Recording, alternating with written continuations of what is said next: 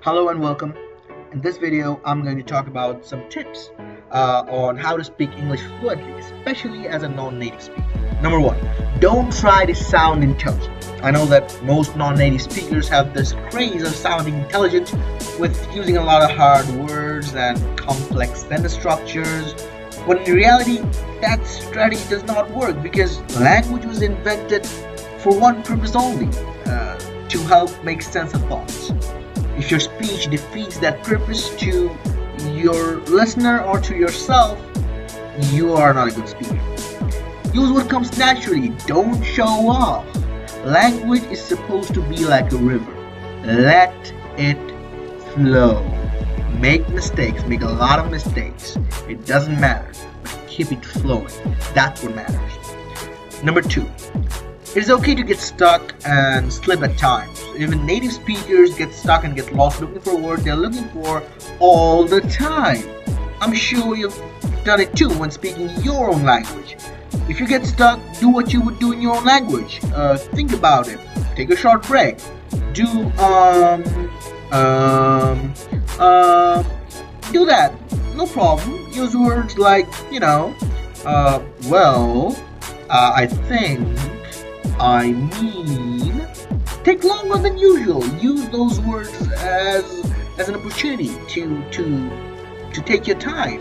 Just like I did right now with the 222. It doesn't strike in your ear, but it is a way to think in that time. So do that.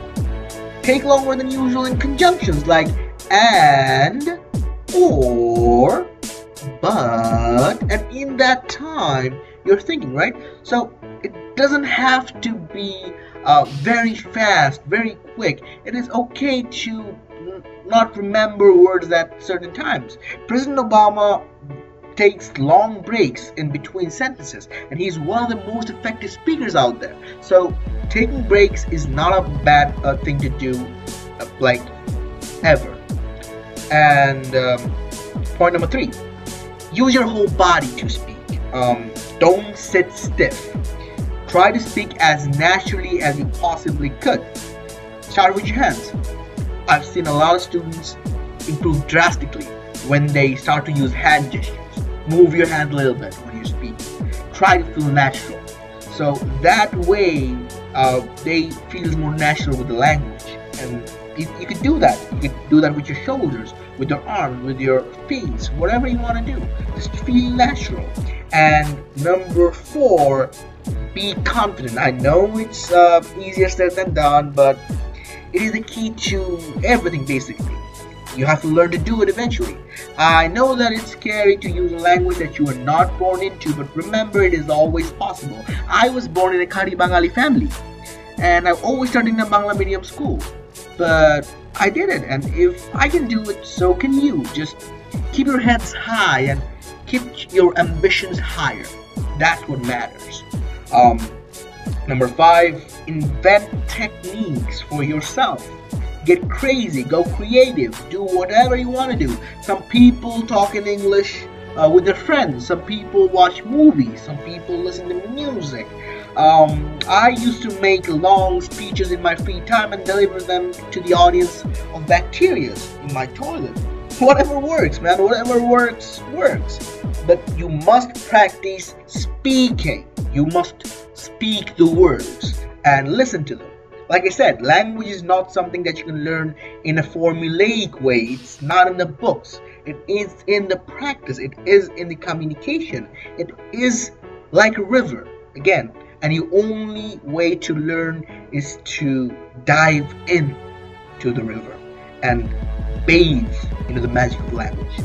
Number six, do not try to follow an accent. I cannot stress this enough. There is no standard accent in English.